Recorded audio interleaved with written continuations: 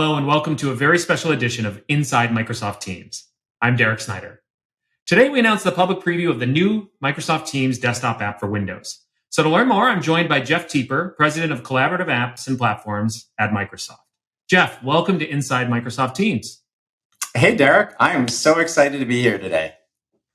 Well, it's great to have you. So first, just tell us a little bit about your role at Microsoft. What are you responsible for?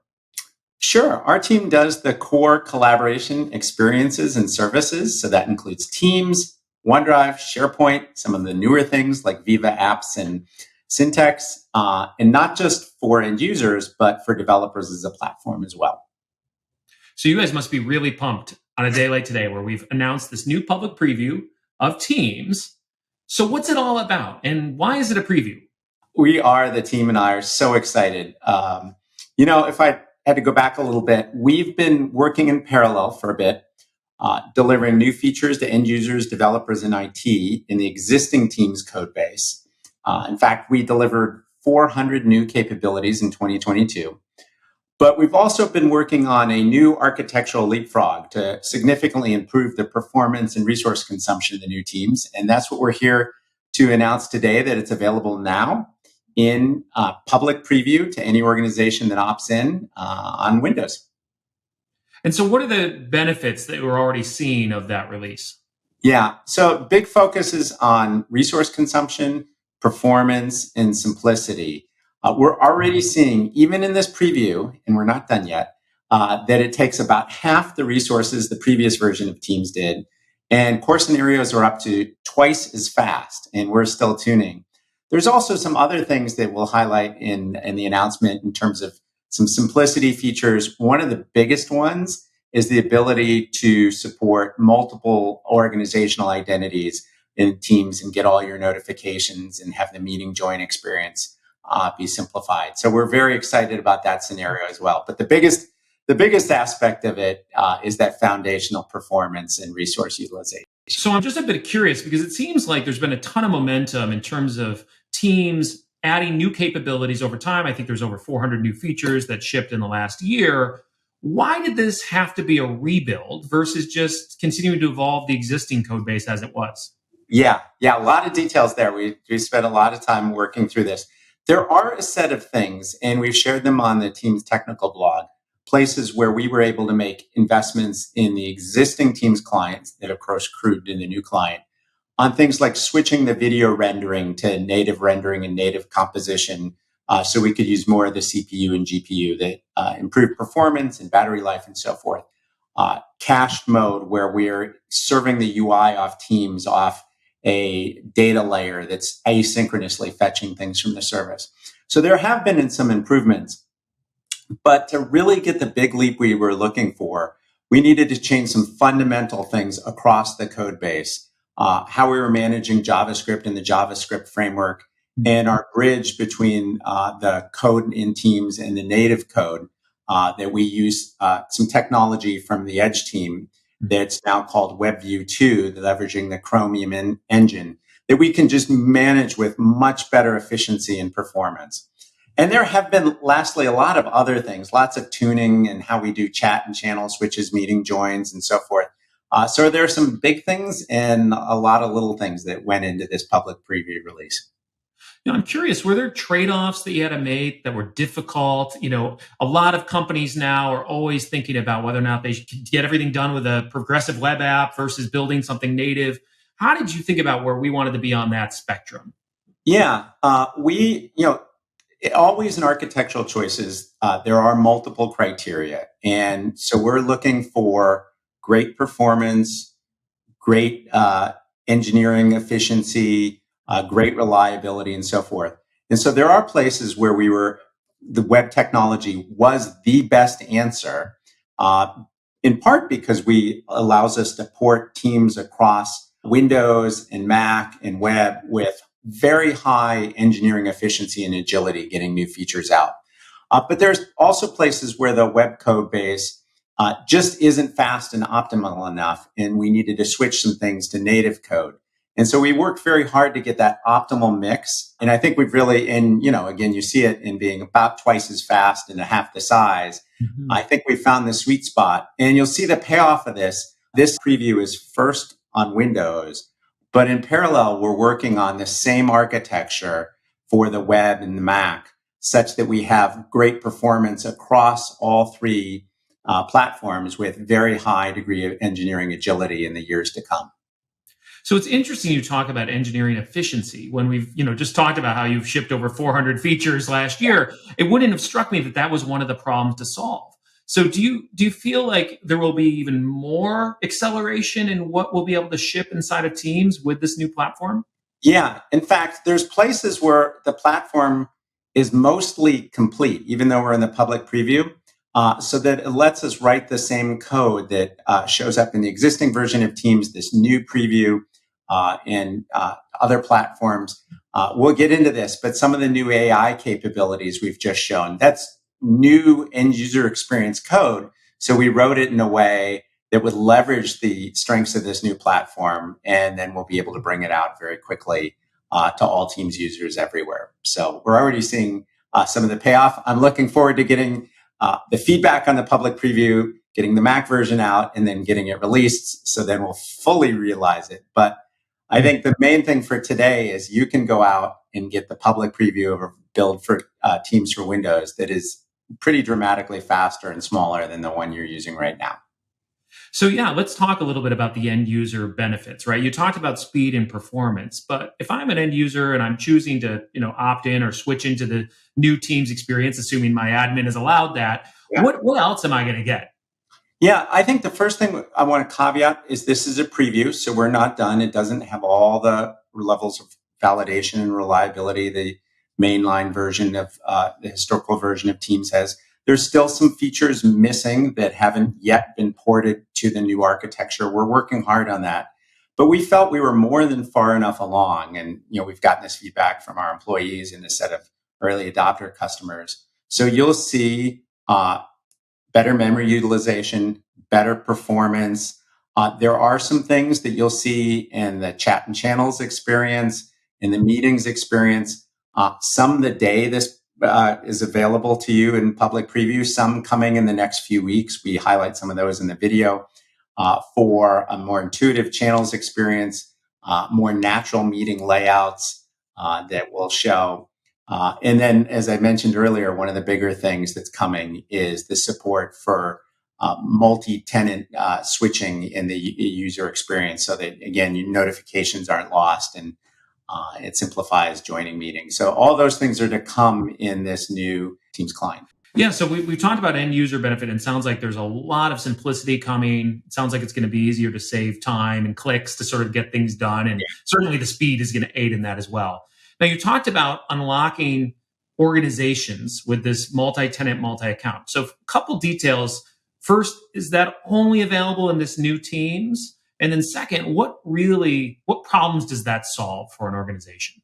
Yeah, so it is one of the things, unfortunately, we can only make available in the new Teams because it was a pretty fundamental and very large re-architecture of the code base. So that if somebody's part of multiple organizations, maybe their company has multiple M365 tenants, maybe they're a consultant consulting to multiple companies, maybe they go to school and work and their school and their employer have different tenants. And so we've heard the ability to make sure that you're not missing a notification across those, the ability to send chats and join meetings across identities, making that simpler and more intuitive is really fundamental to a lot of organizations. Some of our customers have dozens, if not more, separate Microsoft 365 tenants.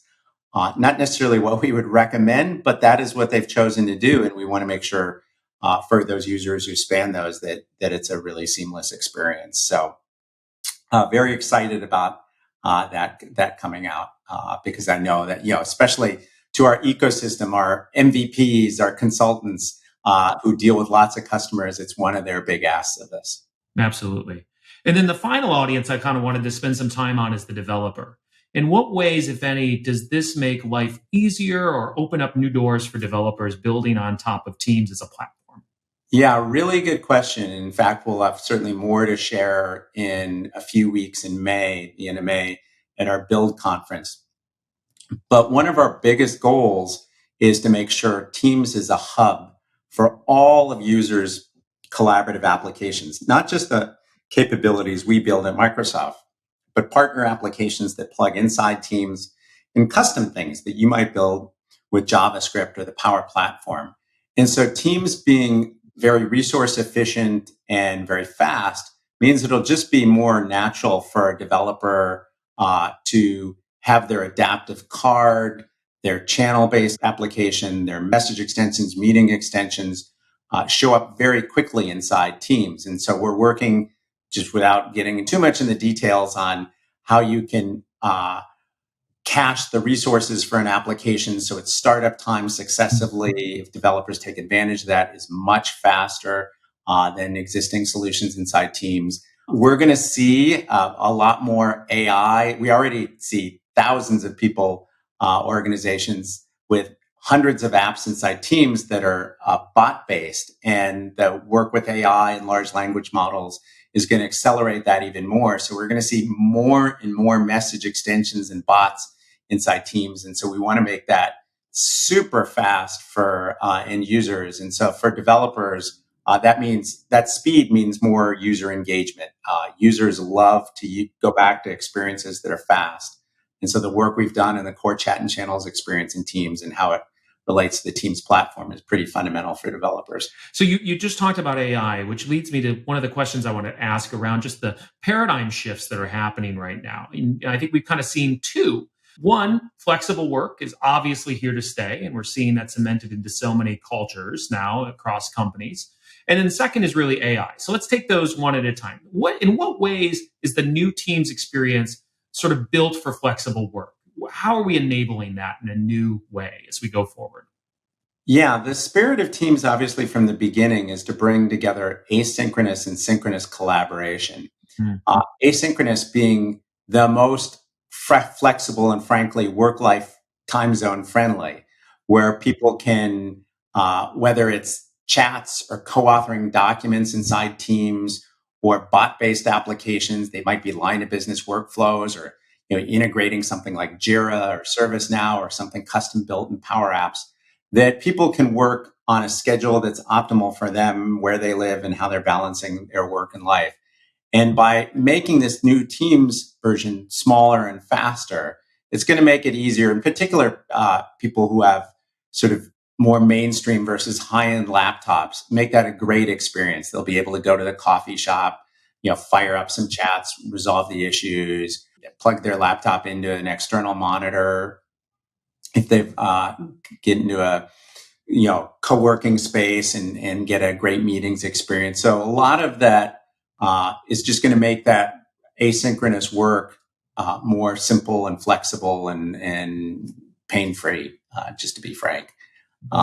And then on AI, I assume you want to talk some about AI. Absolutely, yeah. We've made a lot of announcements around Copilot and all of those capabilities coming to all the M365 apps. How is that starting to show up in Teams, and what are you most excited about as we kind of get in this new generation of AI showing up in the product? Yeah. So one of the, there's AI has been in Teams for quite a bit, including transcripts where we do speech to text, video segmentation, so that we can do things like together mode and put people all on the same page and front row. But we took a really big leap with the announcement of Teams Premium that includes a feature called Recap, that we can take a look at the meeting transcript and the content shared and break it up into chapters and give you a good summary of that and action items and so forth. And that's the first step. We announced that last year at Ignite, and it's on its way to broad availability. But the really exciting thing we just announced a couple of weeks ago was Microsoft 365 Copilot. This is where we're using the very latest large language models in conjunction with the Office Graph to deliver really amazing breakthrough experiences I'll share two, sort of the Copilot in a meeting, where I can ask it to summarize what's happened in the meeting if I just joined late, or what are the action items in the meeting, or did person A disagree with person B? And it is just stunning. I've been using it the last few weeks. before we did the public announce. And it's one of my favorite demos to do because it's just shockingly good. And so we'll be bringing that. In fact, it is already in our internal testing inside the new teams, and it's a pretty magical experience. The other thing we're doing, we've talked about something called business chat, where you can have a conversation with AI that's safe and secure and is also grounded by the content and information that's in the Microsoft Graph. So it respects security. It doesn't share with people things they don't have the access to. And so you can just fire up a chat and chat with the Copilot, just like you chat with a colleague, and ask it to summarize emails about a particular topic, help you compose a document. If there's some long chat thread, I talked about asynchronous work, in a global team, you could show up in the morning and see this long chat thread and oh gosh, you can just ask your Copilot to get caught up with a summary and are there any takeaways for me?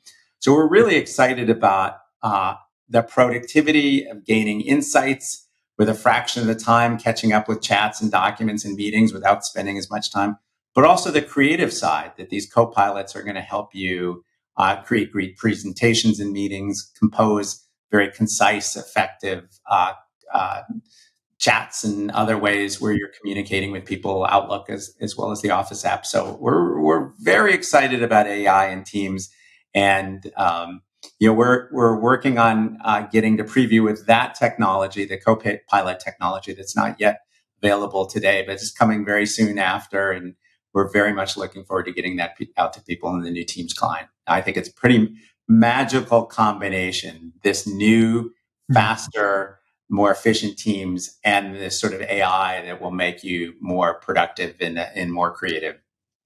Yeah, I'm struck by all the building blocks you kind of described that had to come together to make this sort of new value be created. Like even things like the transcripts being the foundation for the meeting's Copilot experience you described, where it actually summarizes what's being said because it actually knows what's being said. So yeah, very interesting to see how all these things are coming together. And obviously we can all start to dream about where this could go in the future, which is very exciting. Yeah. And our focus is, there's a couple of focuses. One, making it very secure, because that's top line for everybody, so that there's not any disclosure to information that people shouldn't have access to.